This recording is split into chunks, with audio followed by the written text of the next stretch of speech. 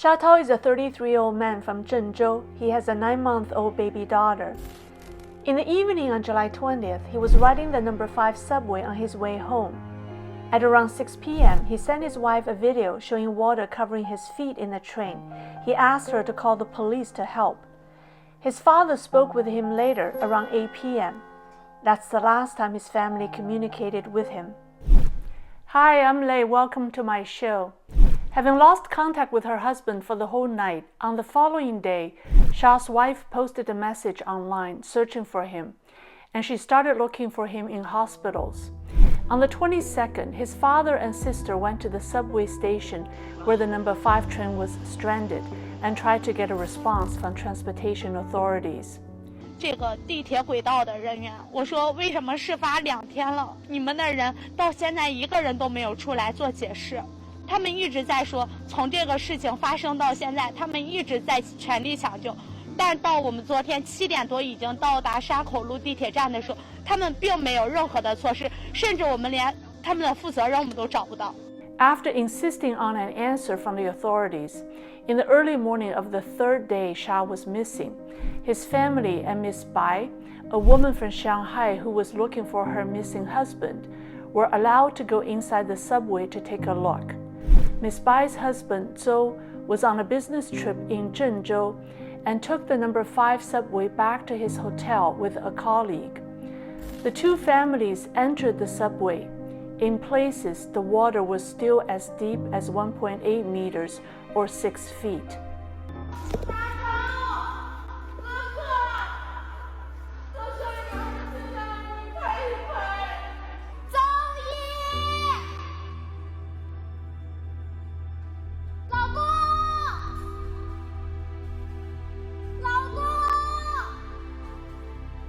They kept asking the subway authorities to drain the water to search for the two men. It turns out that Miss Bai's husband, Zhou, was on the same train as Sha Tao. Sha's family identified Sha in the picture that Zhou sent to his wife before he disappeared. 3 days later, both women found their husbands, but in funeral homes. The authorities didn't notify the families. The women found the bodies themselves. Sha's wife wrote, "I found him in a funeral home.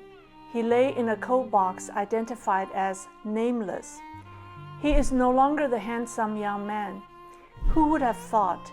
You are only one stop away from home, but you will never come back." Sha Tao was a 6 foot tall, 160-pound strong young man who perished in the flood. On the evening of July 20th, the train he was riding was getting low on oxygen. People had difficulty breathing. The driver opened the door and got out. People followed him. They tried to get to the platform that's 100 meters or 110 yards away by holding onto a cable and walking along wall moldings, which were only 2.5 inches wide in the middle of gushing water. Sha, Zhou, and Zhou's colleague were among the people who got out.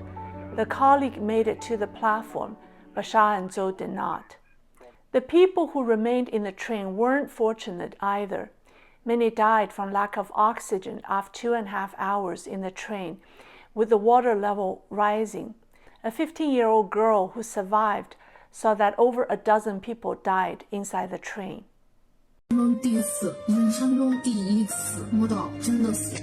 当时因为地铁是封闭的，所以根本没有地方透气，外面的空气进不来，里面的氧气基本上已经被吸光了，整个胸腔都在痛。我爸休克好几次，神志不清，一会儿确认我爸怎么样，一会儿就是拉我妈。这次事故。And the number 5 line wasn't the only subway line in trouble. 2 other lines were also flooded. In fact, a social media post reads, "A friend working in a certain insurance company said that a total of 91 trains were flooded. The insurance company has to pay 4 billion yuan for compensation." On July 27th, the authorities announced that the total number of fatalities in the province was 71, of which 14 were in the subway. However, rumor has it that funeral homes from 550 kilometers or 340 miles away were coming to Zhengzhou to help. One video showed a truck with a banner that says, "Funeral homes from a city in Shandong province are helping people in Henan."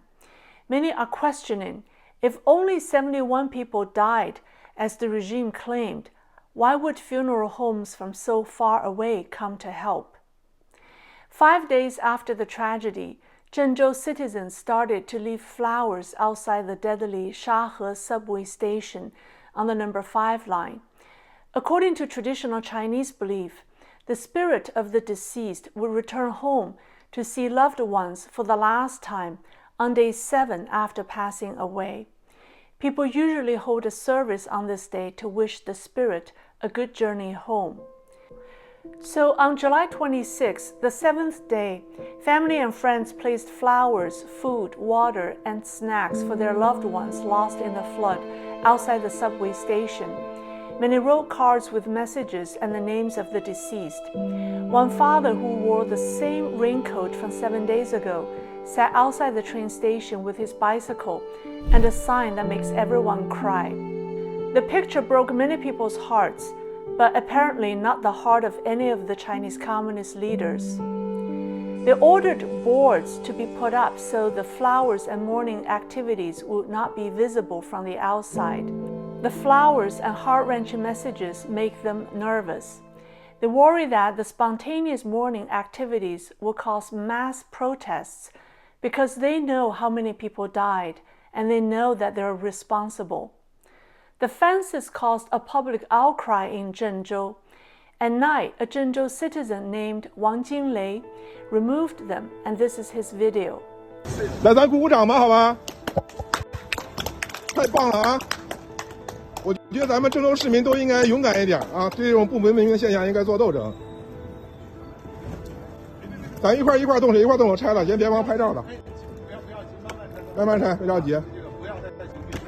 对，不要带情绪，咱们文明一点，好吧？咱们都是文明的市民。当谁也不当，谁也不当，对。让人家早点回家，好不好？好。好，当。我每天都会来啊，如果他打一次，我明天还会拆，大家都一块来，行不行啊？ Afterward, he posted, "Removed, I did it. I'm waiting for another half hour. If no one comes to put them back, I'm going home to sleep." But then he wrote, "I'm waiting for police cars to take me away." The police came. A photographer named Chen Liang took an aerial view of the mourning site outside the subway station at night. After posting it, he was taken away by police. The photographer was later released, but the public still has no more information about the war destroyer Wang Jinlei's whereabouts. On the 26th, Zhu Shunzhong, a veteran journalist from Henan, using his real name, wrote an article calling for the removal of the Zhengzhou city leadership. He said that otherwise, the people's anger will be unquenched and the lost souls will be unable to rest. His article quickly received more than 100,000 likes, but was soon deleted. The deadly flood has woken up many Chinese citizens. They now see clearly a dysfunctional communist party with a corrupt nature that has no respect for human life. I think we're witnessing the beginning of an end, the end of the CCP. I'll be making more videos on this topic. Stay tuned. Please share this video. Thank you.